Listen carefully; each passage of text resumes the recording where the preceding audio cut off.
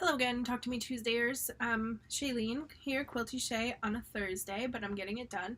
I really wanted to come home from job number 2 and get on the couch and just relax, but I said I'm going to just go down and quickly get my video done because I want to make sure that I post every week.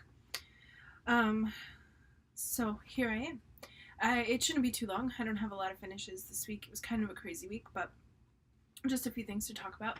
I did get the lap size quilt quilted for a customer, and I ended up just doing a flower, little flower freehand design, and she got that today, and she really liked that. So that's off my plate. I also got this done. I'm 3 sides done with binding, 2.5 sides done, and I'll finish that hopefully tonight. But this was the quilt that I was talking about last week that I had on the machine, quilted most of it, and got to the bottom, and realized that I didn't have enough backing and batting because I had turned the backing when I put it on. So this is done, and I just played a little bit. My machine's acting up right now, and the machine quilting isn't working, or the computerized isn't working, so everything's done by freehand really.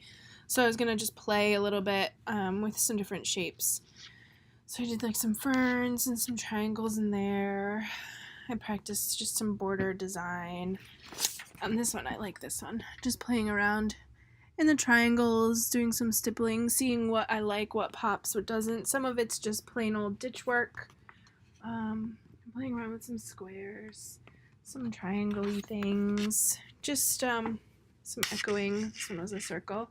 This was a sampler from a Block of the Month class that I do every month, every year at a local quilt shop. So that's in process, and it should be done soon. And it's mine, so I don't have to worry about any mistakes or playing around on the long arm. I also got a back put together for a quilt that I've had done for a while, Bonnie Hunter's Alaterre, I think it was called, her mystery that she does. She runs a mystery quilt every year, and this was from 2 years ago. I didn't do the one last year. I was so behind, which is why I'm not doing the Rainbow Cascade, because I just have so many projects going on I can't add another. But I have the backing for that, and that's ready to be loaded on the machine, and I'm excited for that one because I do a lot of freehand quilting and I do some computerized quilting. Honestly, the freehand is easier. The computerized quilting on the long arm is just, it's more of a pain than anything. But I haven't done a lot with the pantographs, and I have a couple, and I really would like to get going on those. So the one that's being loaded on I'm gonna do a pantograph on. So hopefully I'll have that to share in like a week, a Tuesday. Probably not next Tuesday, but the Tuesday after. So those were like my finishes. I got a little bit of work done on my witch embroidery panel. It always amazes me how slow that goes for me. I'm just a slow stitcher, but that's coming along. And the only other quilty thing I did is last weekend we were camping and it was a little rainy, and we happened to be near a quilt store, the quilt store that I had the $75 gift card to. So we went, and the kids were going to be trick-or-treating that night at the campground anyway, so I picked up this cute pattern to just make them a quick little bag. And my daughter wanted minion fabric, so she picked this minion fabric for the outside and this minion fabric for the inside. And my son, who's 8, no surprise, Minecraft. And then I went back to the camper, had my sewing machine because, that's what I do. And I started to whip up the bags, thinking there's no problem, I could get these done. Well, let me get some quilter advice. I asked my husband, but, Now, I know I'm an English teacher, but maybe I'm just not reading correctly. I don't know. You tell me how you would have done this. Place 2 lining pieces on top of each other. Cut a 2-inch square from each corner. How many corners would you cut out? Each corner. I cut 4. Not thinking, I was just following the directions, just reading. It didn't say cut 2-inch square from the top corners or the bottom corners or from 2. It said from each, and there are 4 corners. So I cut the 4 corners. And then I started putting the bag together, and I said, how is this going to work? But maybe by the magic of the pattern, it'll come together. So I kept working through the steps and going through, so this isn't going to work.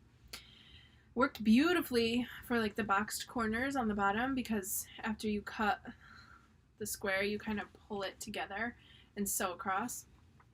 But on the top it doesn't work because you don't box the corners on the top. It shouldn't have been from each. It just should have been from two. And had I looked at only the picture, I would have seen that. But I was reading the directions because I'm a reader. I don't know, maybe, I don't know. So it's a little messy, but it's a trick-or-treat bag. I mean, I don't think she'd really mind. I didn't want to fold it down. I was going to fold this random piece with the 2 inches left out of it. I was going to fold it down, but then the bag becomes a little smaller. I mean, it would have worked too. So I made it work. I mean, it's cute. It's got the little handles. She was able to use it. I whipped it together, but I was just a little peeved at the directions, to be honest. Lesson learned, only cut from the top 2 or the bottom 2. Pick 2. Not from each. Not from each. Other than that, the pattern was easy to follow. And it came out really cute. And it was fast. I whipped it together, I don't even know, half an hour, if that. So, I think that's about it. The 2 quilts, the bag, some stitching on Monday at chemo with my mom, she's hanging in there.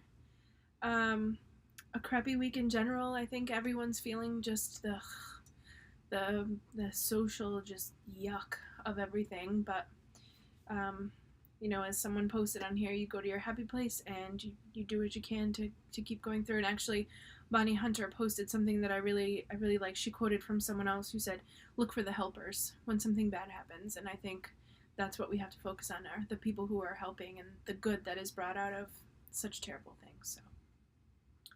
So I was glad to see everyone this week. I'm going through and starting to leave comments, and it's good to be back. So thanks, everyone. See you next week.